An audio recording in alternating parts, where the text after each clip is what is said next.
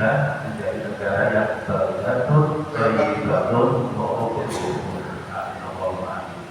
Sallallahu alaihi wasallam kita sajikan kepada Nabi kita Muhammad sallallahu alaihi wasallam menjadi suri tauladan bagi kita sebagai umatnya mudah-mudahan di yaumul kiamat kita mendapatkan syafaatnya.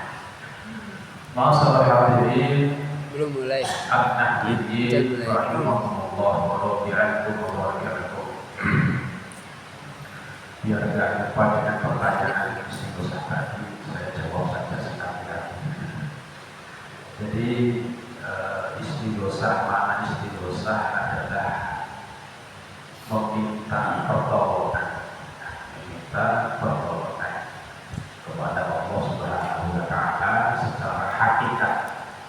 Adapun secara majazi atau secara wasilah kita meminta tolong, meminta bantuan kepada para rasul, anbiya, para aulia dan para orang-orang soleh. Untuk apa? Karena di dalam istighosah kita semuanya memanggil. Jadi kita semuanya memanggil dari para nabi, dari mulai zaman Nabi Adam sampai ila yaumil kiamah. Kita panggil secara ruhnya. Secara ruhnya kita panggil untuk ikut membantu doa kita dalam istighosah agar hajat-hajat kita dikabul dijabah oleh Allah Subhanahu wa Ta'ala, baik hajat dunia maupun hajat kita di akhirat. Dan di dalam istighosah ada surat Yasin. Surat Yasin ini fadilahnya sangat luar biasa. Surat Yasin itu merupakan surat ibarat telapak itu santannya, perasannya. Jadi seluruh kitab dari zaman Nabi Adam ya sampai Nabi Muhammad itu ada 124.000 kitab. Kemudian diperas menjadi 313 kitab. Diperas lagi menjadi 4 kitab yang kita kenal Zabur, Taurat, Injil dan Al-Quran. Nah, Al-Quran diperas hasilnya surat Yasin. Fadilahnya surat Yasin ini, surat Yasin ada 83 ayat. Benar ya? Apa nggak pernah hitung? Nggak pernah hitung, yang dibaca ada 83 ayat. Nah, dari 83 ayat ini dibagi 20 ayat yang pertama ini fadilahnya adalah untuk mencukupi kebutuhan jasad atau duniawi, mencukupi kebutuhan duniawi atau jasad, dari mulai rezeki, kemudian kesehatan, kemudian berumah tangga, bersilaturahim, semuanya ada pada fadilah surat Yasin di ayat 20 yang pertama. Kemudian fadilah 20 ayat yang kedua, berarti dari 21 sampai 40. Ini fadilahnya adalah terhindar daripada siksa kubur. Terhindar daripada siksa kubur. Atau dilapangkan, diterangkan kuburnya.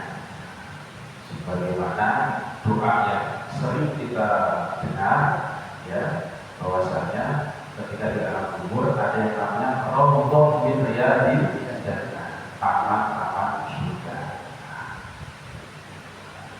Kemarin saya dapat kisah cerita dari Pak Dr. Eko, ketua kita, ada orang yang Jawen wafat, ya, dan warga masyarakat tidak mau mensolati karena kejawen, bingung mau nyolatinya bagaimana, ya, mau dikubur ala seperti apa.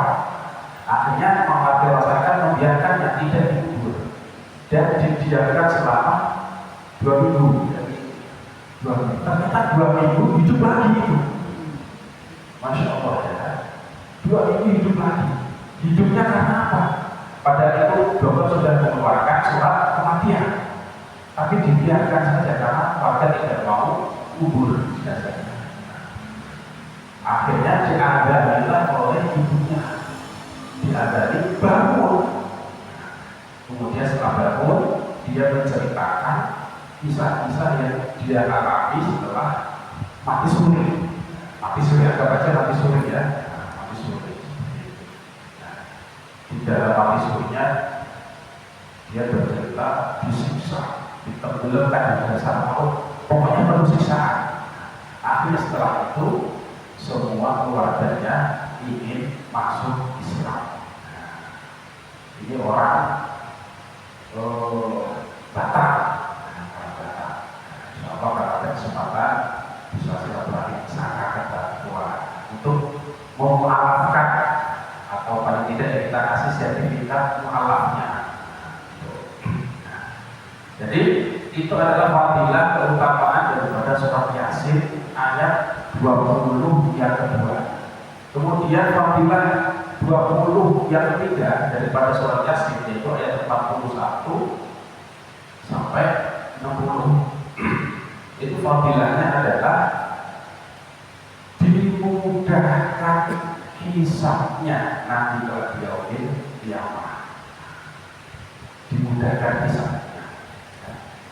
Diberi hisab atau bahkan tanpa hisab sesuai dengan keistiqomahan kita dalam membaca surat Yasin.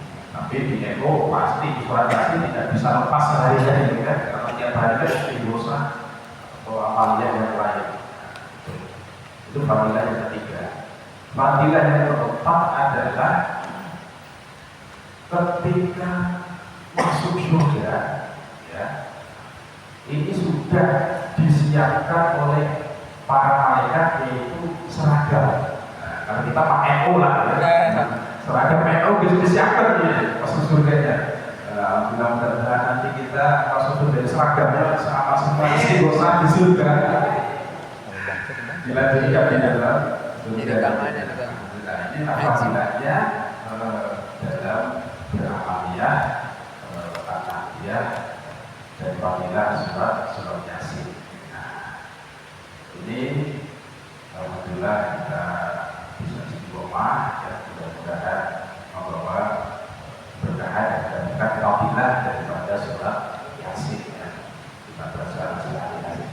Kemudian yang selanjutnya ini ada hajat dari suatu masjid di daerah Masjid Al-Hasan yaitu hajatnya kita minta doanya untuk mendoakan ibu mertua beliau beserta ipar dan kerabat-kerabat beliau yang telah menjalankan ibadah umroh ya, serta misalnya mudah-mudahan ibadah umrohnya senantiasa Allah terima dan dimudahkan ibadahnya. Mudah-mudahan diberikan kesehatan dan semua tidak terpagi sehingga bisa kembali ke tanah air berusaha kembali. Itu singkat saja yang saya sampaikan mengenai apa dosa yang bisa dilanjut kembali setelah kita selesai melaksanakan masalah dosa. Mari kita mulai dosa pada kesempatan ini. Tidak bosan-bosan saya selalu mengingatkan kepada jamaah ketika dosa. Jangan lupa hati kita dihadirkan dan dimantapkan. Ya. Mantap, yakin bahwasanya di bawah dosa semua hajat kita dijabat Allah Subhanahu wa Ta'ala. Jangan ada keraguan karena aurat-aurat yang kita baca ini merupakan bentuk daripada kita mohon kepada Allah Subhanahu wa Ta'ala. Karenanya kita mulai terlebih dahulu kita baca syahadatain kemudian istighfar dan sholawat. A'udzu billahi minasy syaithanir rajim. Bismillahirrahmanirrahim. Asyhadu an la ilaha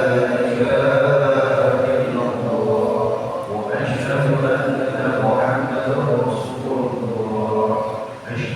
Rabbana